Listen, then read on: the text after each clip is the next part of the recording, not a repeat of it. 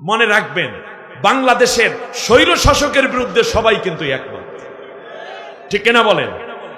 নতুন করে যদি কোন ষড়যন্ত্র করা হয় তাহলে বাংলাদেশের শুধু ছাত্র সমাজ নয়, কৃষক সমাজ, জেলে সমাজ, তাঁতি সমাজ, শ্রমিক সমাজ, সেখান থেকে ধরে নারী সমাজ, পুরুষ সমাজ, চাকরিজীবী সমাজ, পেশাজীবী সমাজ, সবাই প্রত্যেকে দুইটা করে হাতে লাঠি নিবে, ইঁদুর পেটা করে বাংলাদেশ থেকে ঝাঁটা করে বিদায় করা হবে।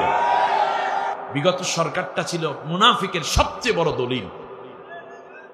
তার কারণ তারা যা বলতো তা করতো না, আর যা করতো তা বলতো না। নাম মুসলমান, গোটা 14 গোষ্ঠী মিলে ইহুদি, খ্রিস্টান, মুশরিক এদের সাথে খাতিল পাতাইয়া সম্পর্ক করে নিজেদের অস্তিত্বকে বাংলাদেশের জাতির ঘাড়ে চাপিয়ে দিতে চেয়েছিল। কিন্তু বাংলাদেশের মুসলমান সন্তান দামাল ছেলেরা এটা বরদাস্ত করে নাই, মুরব্বীরা আন্দোলন করে পারে নাই বড় বড় দলেরা। কিন্তু আমার দেশের ছাত্র সমাজ দেখলো এইভাবে চলতে থাকলে ভবিষ্যৎ প্রজন্ম মুসলমান হয়ে আর বাঁচতে পারবে না। এই দেশটা শেষ পর্যন্ত স্পেনের মতো হয়ে যাবে। মসজিদগুলো বন্ধ হবে, মাদ্রাসাগুলো বন্ধ হবে, শিক্ষা ব্যবস্থায় ইসলাম বিরোধিতা চলে আসবে। আমার পরবর্তী ছোট্ট ছোট্ট ভাই বোনেরা যারা পরবর্তী ইসলাম পাবে না, মসজিদগুলো দাঁড়াইয়া থাকলেও ভিতরে নামাজই খুঁজে পাওয়া যাবে না, ইমান চুরি বরং শিরক বিদআত দিয়ে ভরে যাবে দেশটা। এই জন্য তারা চিন্তা করলো আমরা জীবন দেব কিন্তু ইমান দেব না, জান দেব, রক্ত দেব, কিন্তু বাংলাদেশের 1 ইঞ্চি জমি ভারতের করজ রাজ্য হতে দেব না। তারা জীবন দিল, রক্ত দিল, শেষ পর্যন্ত স্বৈর শাসক পালালো। এখন আবার নতুন করে আবার পায়তারা করছে। আগামী 13 তারিখে তারা নাকি কি এক অঘটন ঘটাইয়া দেবে। গোজাস্ত ফের জামানা আতা নেহি। ওই বিএনপি, জামাত, এনসিপি, চরমনাই, হেফাজত বাইরে বাইরে দেখতেছেন একটু গন্ডগোল, একে অন্যকে একটু কথাবার্তা বলে, এটা বলবে, তবে সীমা লঙ্ঘন কইরেন না। কেউ বলার ক্ষেত্রে সীমা লঙ্ঘন করেন না, পরস্পরে শ্রদ্ধা রেখে কথা বলুন। কিন্তু মনে রাখবেন, বাংলাদেশের স্বৈর শাসকের বিরুদ্ধে সবাই কিন্তু একমত, ঠিক কিনা বলেন? নতুন করে যদি কোন ষড়যন্ত্র করা হয় তাহলে বাংলাদেশের শুধু ছাত্র সমাজ নয়, কৃষক সমাজ, জেলে সমাজ, তাঁতি সমাজ, শ্রমিক সমাজ, সেখান থেকে ধরে নারী সমাজ, পুরুষ সমাজ, চাকরিজীবী সমাজ, পেশাজীবী সমাজ, সবাই প্রত্যেকে দুইটা করে হাতে লাঠি নিবে, ইঁদুর পেটা করে বাংলাদেশ থেকে ঝাঁটা করে বিদায় করা হবে।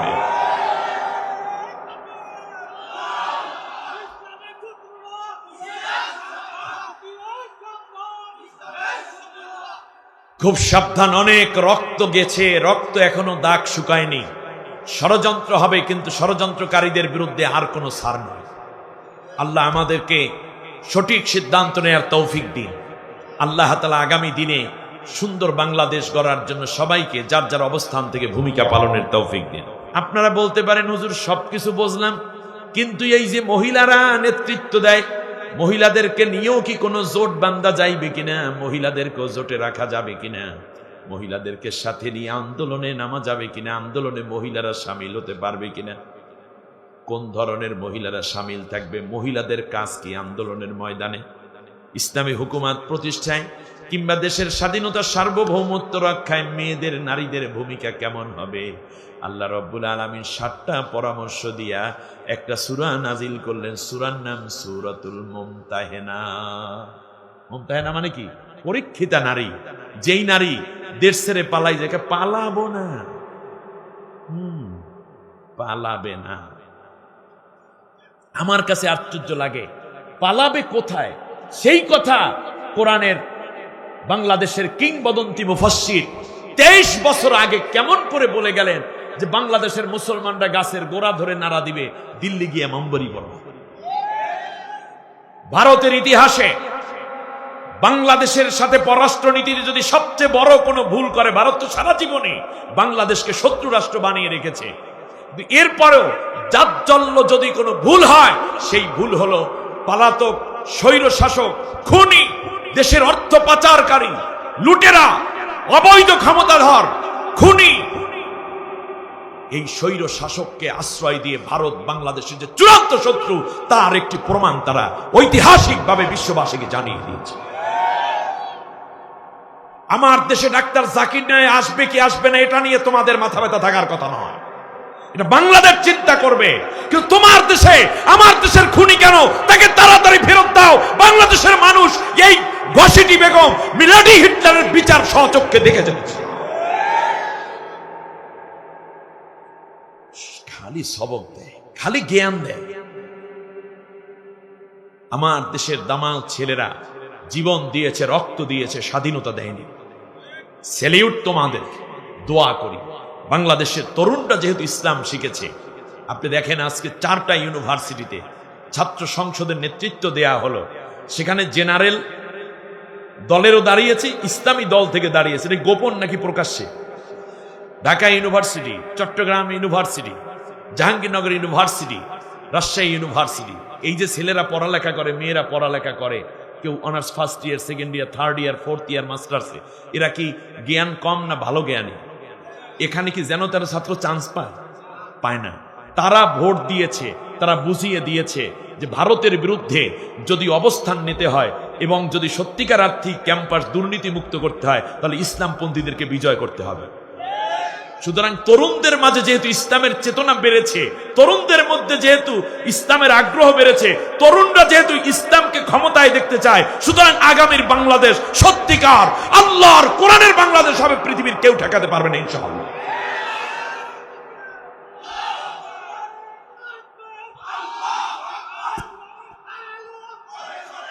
बातिल से दबने वाली, बातिल से दबने वाली आया सिमा नहीं हम, सो बढ़कर झुका है तू इम्तिहा हमारा। বিশ্ব দেখেছে বারে বারে মুমিন কখনো হারে না, জীবন দিতে পারে তবু ঈমান দিতে পারে না। ঠিক না বলেন? দল মত ধর্ম বর্ণ নির্বিশেষে যার যার দল থাকবে, কিন্তু ইসলামের ব্যাপারে, কোরআনের ব্যাপারে, ঈমানের ব্যাপারে আমরা ঐক্য থাকবো। ঠিক না বলেন? আউযু বিল্লাহি মিনাশ শাইতানির রাজিম। জবান খুলে আমার সঙ্গে মহব্বতে সকলে আল্লাহর কোরআন পড়ুন। কোরআন পড়লে গুনাহ হয় না, সওয়াব হয়। কোরআন পড়লে গজব আসে না রহমত আসে। কোরআনের সাথীরা জাহান্নামে যাবে না জান্নাতে যাবে? জান্নাতে যাবে। তাহলে আমরা শান্তি চাই, রহমত চাই, জান্নাত চাই, ঠিক না? সওয়াব চাই।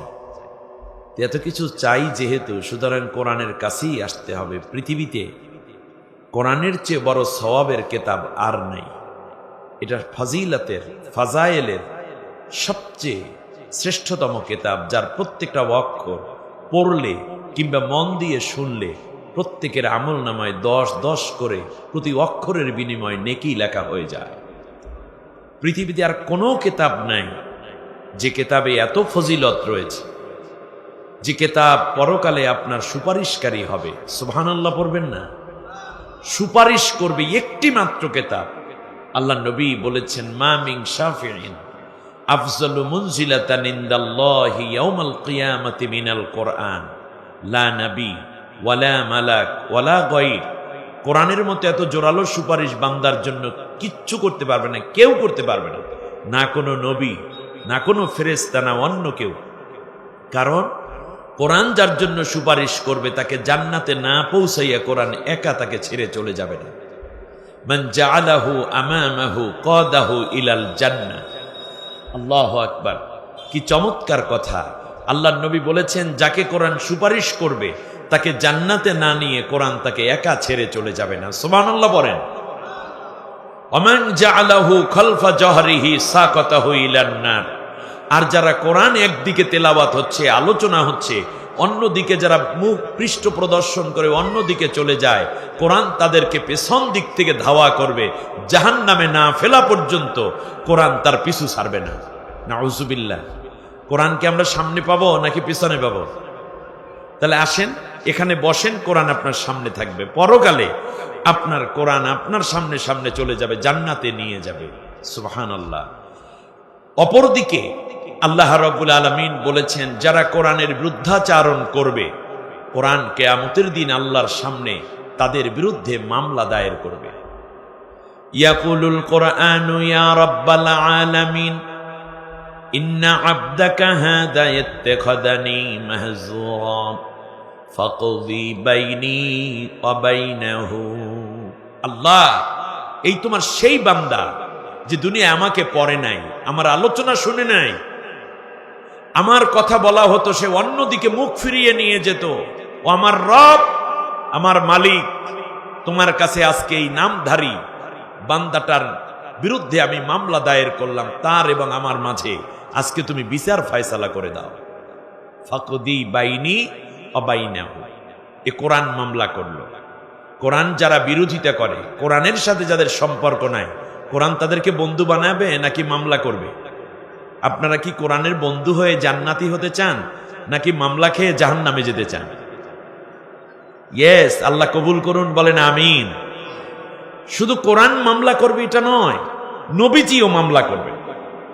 সূরার নাম সূরা ফুরকান, আয়াত নম্বর 30।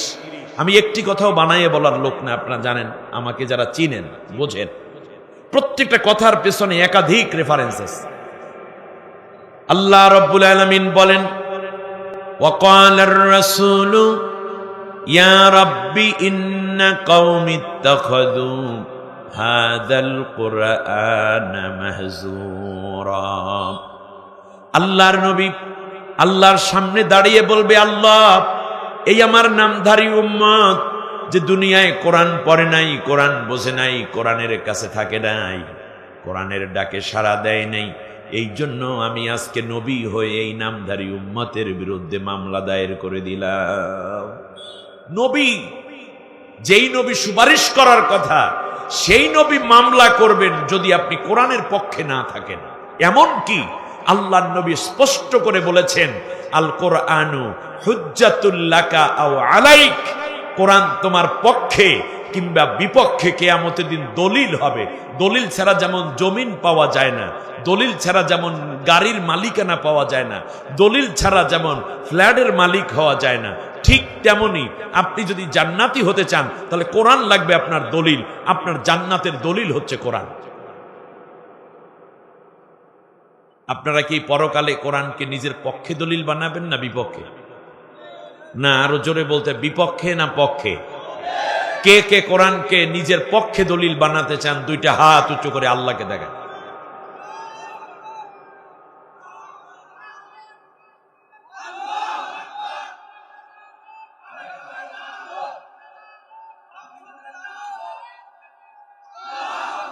আল্লাহ তুমি কবুল করো।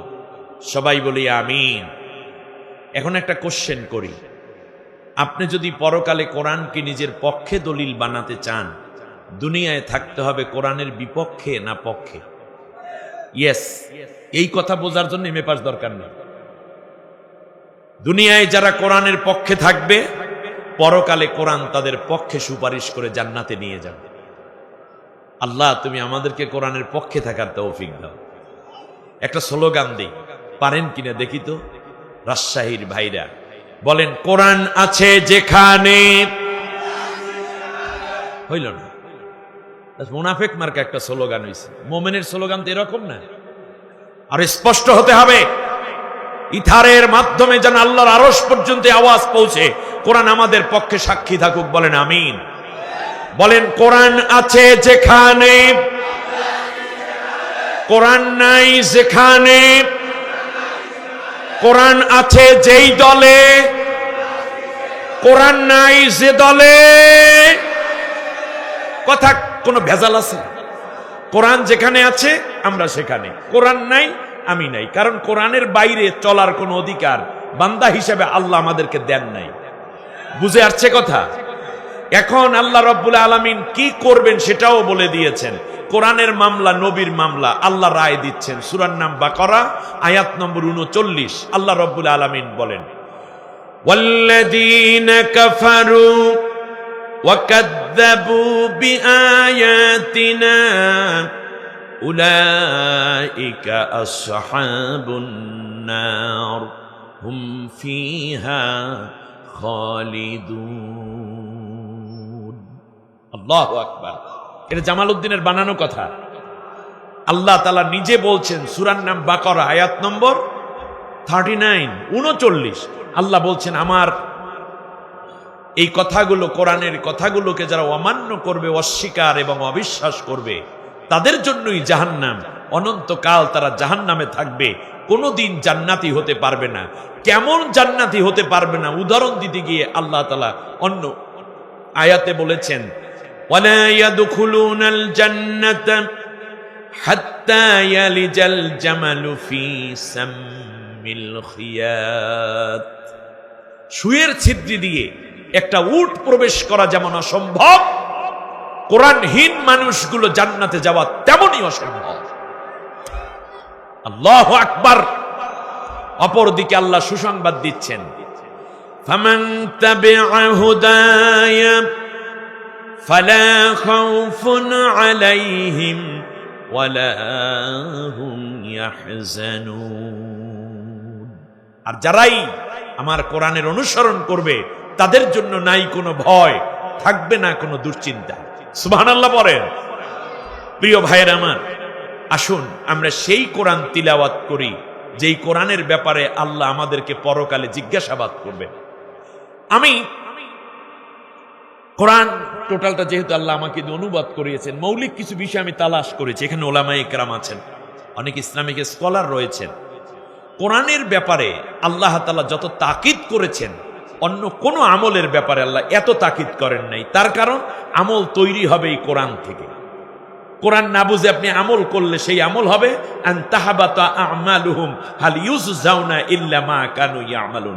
আমি আল্লাহ কোন আমল তোমার কবুল করব না, সব আমল বাদ করে দেব। কোরআনের সাথে আমল নাই মানে আপনার অন্য আমল সব কি বাদ। আমার কথা এমন কি আল্লাহ তাআলা সূরা কাহাফের 105 নম্বর আয়াতে গিয়ে বলেছেন, ফালা নুকিমু লাহুম ইয়াউমাল কিয়ামাতি ওয়াজনা। কিয়ামতের দিন আমি তার কোনো আমল কবুলই করব না এবং মিজানে উঠাইয়া মাপামাপিও করব না।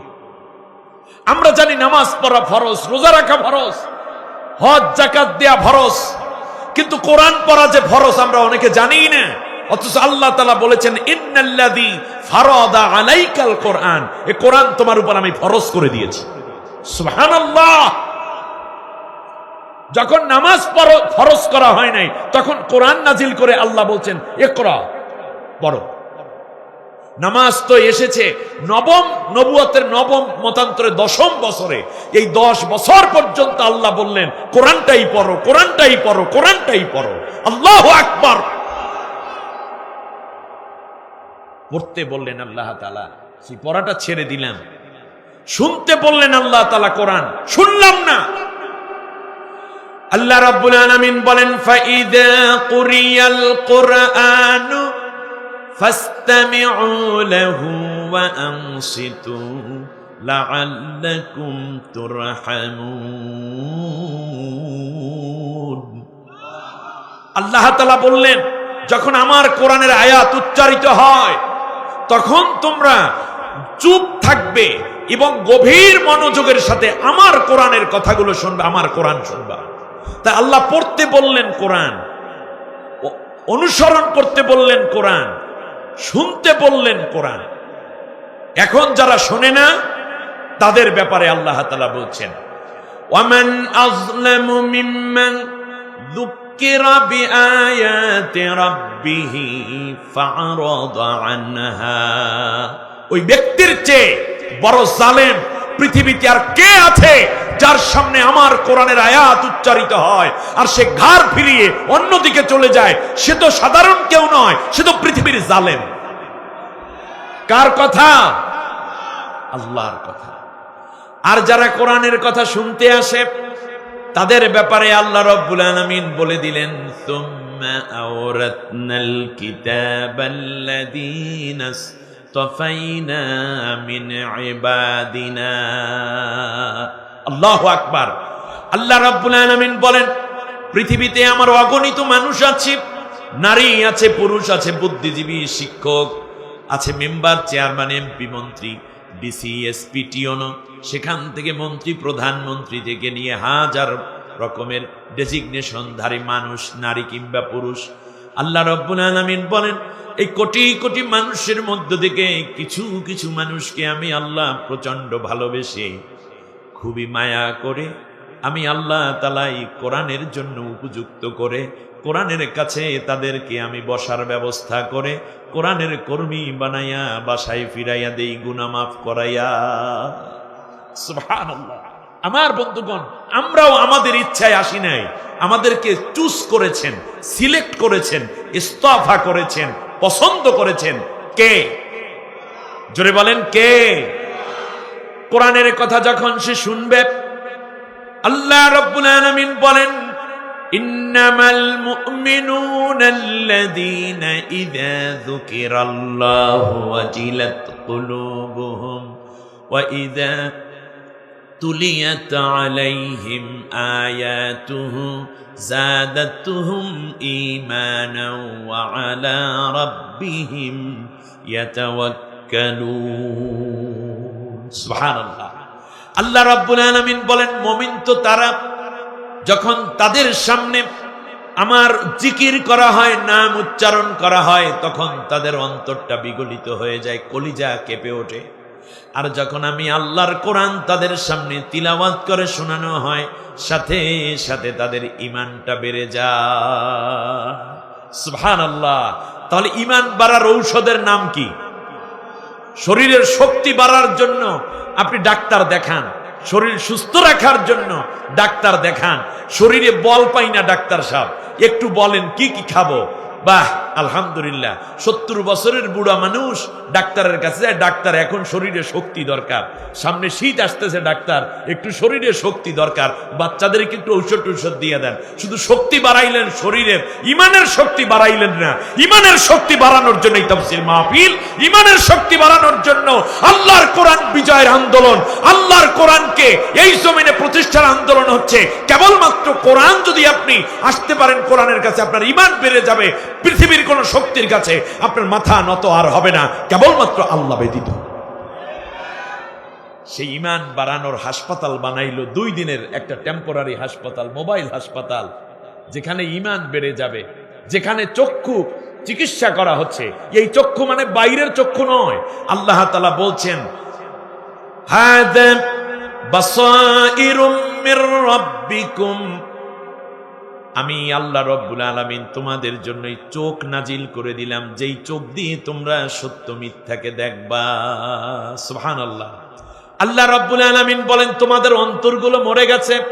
কাল্লা বাল রানা আলা কুলুবিহিম, তাদের অন্তরের উপরে মরিচা ধরে গেছে। সাহাবীগণ আরজ করল, ইয়া রাসূলুল্লাহ, এই মরিচা কেমনে দূর করা যাবে? নবীজি বললেন, আলা ইন্না হাদিহিল কুলুবা তাসদাউন কামা ইয়াসদাউল হাদিদা ইযা আসাবাহুল মা। কিলা মা জালাউহা ইয়া রাসূলুল্লাহ? ক্বালা কাসরাতু যিকরিল মাউতি ওয়া তিলাওয়াতিল কুরআন। আল্লাহর নবী বলেন, লোহার উপরে পানি পড়লে যেমন মরিচা ধরে, ঠিক তেমনি মানুষের অন্তরের উপরে, কলবের উপরে মরিচা পড়ে। সাহাবীগণ আরজ করল, ইয়া রাসূলুল্লাহ, এই মরিচা দূর করে অন্তরটাকে ফ্রেশ রাখবো কেমনে? আল্লাহর নবী বললেন, বেশি বেশি করে মৌতের কথা স্মরণ করো। তার কারণ তোমার মতো যুবক, তোমার মতো তরুণ প্রতিদিন কত মারা যায়, একটু খেয়াল করে দেখো। বৃদ্ধরা খেয়াল করো, শিশুরা, শৈশবে যারা আছো, কৈশোরে যারা আছো, তারাও খেয়াল করো। মৃত্যুর জন্য কোনো বয়স নাই, তবে মনে রাখবা, যারা মৃত্যুর কথা বেশি বেশি স্মরণ করে তাদের অন্তরের মরিচা দূর হয়ে যায়। আর যারা বেশি বেশি করে কোরআন তিলাওয়াত করে তাদের অন্তরে মরিচা পড়ে না, কল পড়ে না, জং ধরে না। সুবহানাল্লাহ। কলবটা পরিষ্কার রাখতে চান? যদি কলব পরিষ্কার না রাখেন, কোরআন দিয়ে যদি চক্ষুটাকে শীতল না করেন, তাহলে পরকালে আপনি অন্ধ হয়ে যাবেন। নাউজুবিল্লাহ বলেন।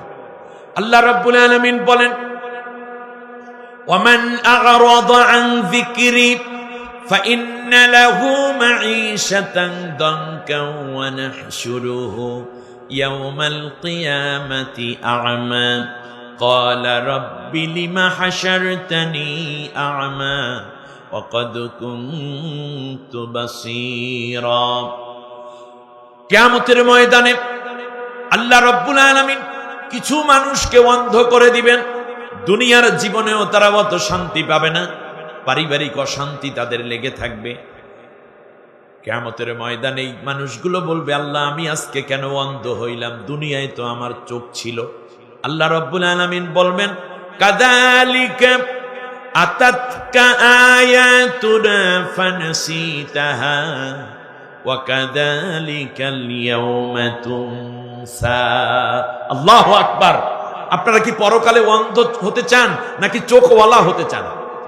তাহলে সেই চোখ মানে কোরআনের চোখ। কোরআন থেকে যারা অন্ধ, মান কানা ফি হাদিহি আমা ফাহুয়া ফিল আখিরাতি আমা ওয়া আদাল্লুস সাবিলা। আল্লাহ বলছেন দুনিয়ায় যারা কোরআন থেকে অন্ধ থাকবে, পরকালে তারা অন্ধ হয়ে যাবে এবং তারা সঠিক পথ পাবে না। এখন আপনাদের কাছে জানতে চাই, পরকালে আপনি চোখওয়ালা হতে চান কিন্তু আপনি দুনিয়ায় কোরআনওয়ালা হতে চান না, এটা হচ্ছে একটা শয়তানি। এই জন্য আল্লাহ তাআলা বলছেন, ওয়ামাইয়া আশু আন যিকরির রাহমানি নুকাইয়িদ লাহু শাইতানান ফাহুয়া লাহু করিন ফায়াদিল্লুনাহুম আনিস সাবিলি ওয়া ইয়াহসাবুনা আন্নাহুম মুহতাদুন।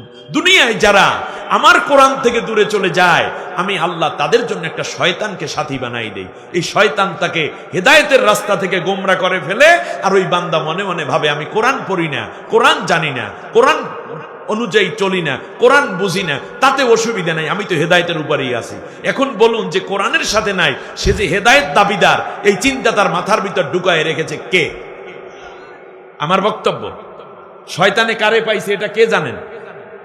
এতগুলো কথা আপনাদেরকে আমি শোনালাম, মনে রাখবেন কোরআনের সাথে আছেন, নসিব খুলে যাবে। কোরআন ছেড়ে দিয়েছেন, আপনি শেষ।